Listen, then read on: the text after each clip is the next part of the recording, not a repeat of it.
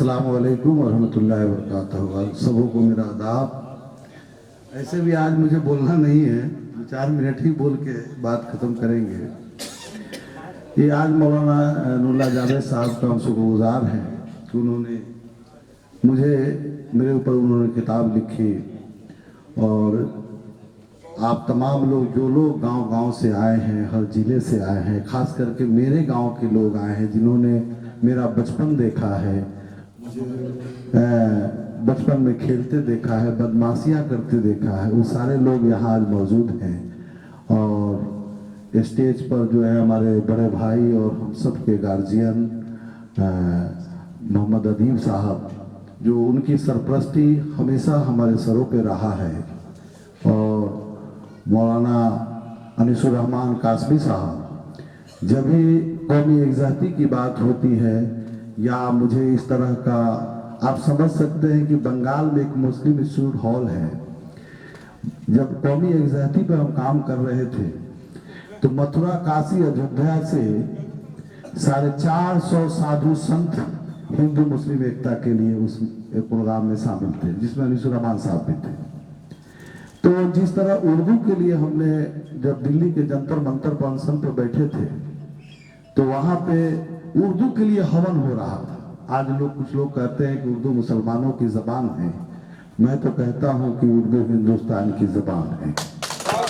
और जब वहाँ अनशन पर जब हम बैठे थे तो स्वामी लक्ष्मी शंकराचार्य, बहुत सारे साधु संत आके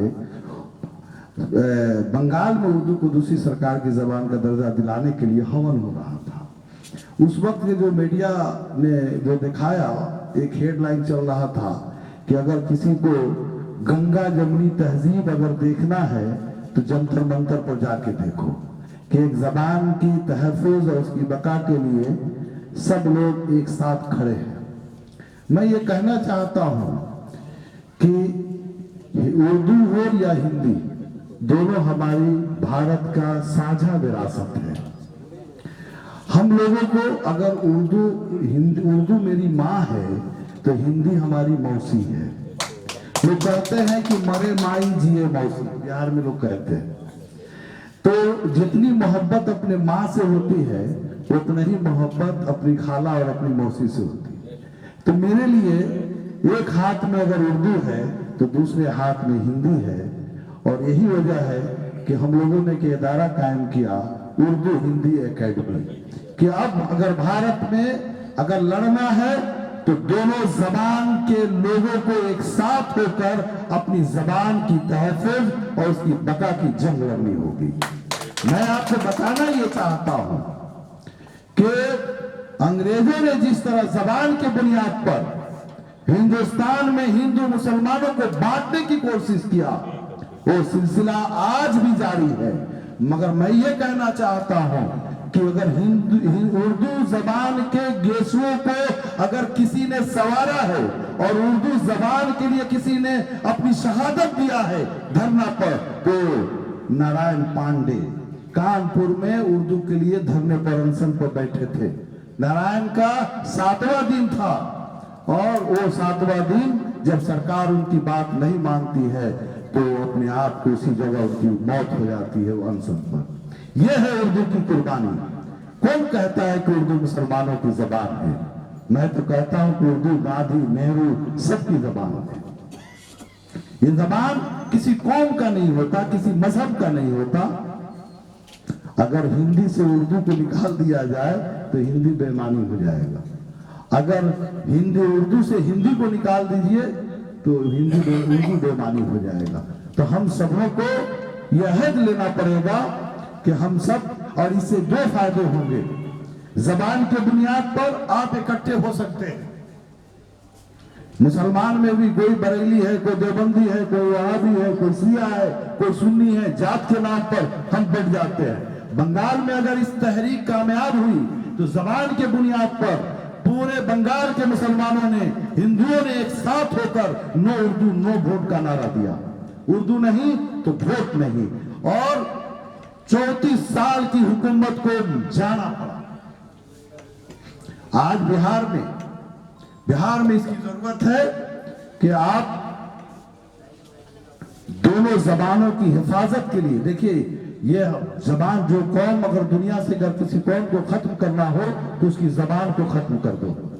जिस दिन उसकी जबानें खत्म हो जाएगी वो कौम खुद ब खुद मिट जाएगा, खत्म हो जाएगी। हिंदू मुस्लिम इत्तेहाद पर महापंचायत बुलाया 2014 से पहले। हमको लग रहा था कि आज मुसलमानों को तोड़ने की, को हिंदू मुसलमानों को आपस में बांटने की कोशिश की जा रही है, मगर इसके लिए तो हमें बैठ के रहने से तो नहीं होगा। हम तो उस भारत का सपना देखा है कि काश अपने मुल्क की एक ऐसी फिजा बने, मंदिर जले तो रंज मुसलमान को हो। काश अपने मुल्क की एक ऐसी फिजा बने, मंदिर जले तो रंज मुसलमान को हो। पैमाल न होने पाए मस्जिद की आबरू, ये फिक्र मंदिर के निगाहबान को। हम ऐसे भारत का सपना देखते हैं कि अगर मस्जिद में आग लगे तो हिंदू को आगे बढ़ के आग बुझानी चाहिए। अगर मस्जिद पे हो तो मैं हिंदू में किसी मंदिर में आग लगे तो मुसलमानों को आगे बढ़कर आग बुझानी चाहिए। हम ऐसे भारत का कल्पना करते हैं, ऐसे भारत का सपना देखते हैं। ये फरवरी है, मार्च अप्रैल से तकरीबन 6 महीने तक हम बिहार में रहेंगे और बिहार के एक एक सब डिवीजन, एक एक ब्लॉक में 5 लाख लीफलेट लेकर निकलूंगा। पूरे बिहार में घर घर जाके लोगों से मिलेंगे, उनसे बातें करेंगे। हमें लगता है कि अब जोड़ने की जरूरत है। तोड़ने वाले हमेशा तोड़ने की कोशिश करेंगे। हम लोगों को एक रहना है और एक होकर इस देश को बचाना है, इस देश की जमहूरियत को बचाना है, इस देश के डेमोक्रेसी को बचाना है, इस देश के लोकतंत्र को बचाना है, हिंदू मुस्लिम इत्तेहाद को बचाना है। इसलिए कि हम मौलाना आजाद के हामी हैं, हम मौलाना आजाद के मानने वाले हैं। मौलाना आजाद के कहने पर हम हिंदुस्तान में रहे। मौलाना कहते हैं मौलाना से बड़ा कोई नहीं हो सकता जो हिंदू मुस्लिम इत्तेहाद पर काम करते हो। आखिरी दम तक मौलाना आजाद ने हिंदू मुस्लिम भाईचारे पर काम करते आए। हम सबों को करनी चाहिए, हम सबों को मिलजुल कर रहना चाहिए। आप सबों का बहुत बहुत शुक्रिया। आप दूर दराज से आए हैं और बहुत वक्त आप किसी ने 6 बजे सुबह निकला है, कोई 5 बजे निकले हुए हैं। सारे बिहार के अलग अलग जिले से आए हैं। आप सबों का शुक्रिया और हम उम्मीद करेंगे कि इसके बाद हम एक मीटिंग और हम लोग बुलाएंगे और हम सब आगे मिलकर काम करेंगे। खुदा हाफिज। जय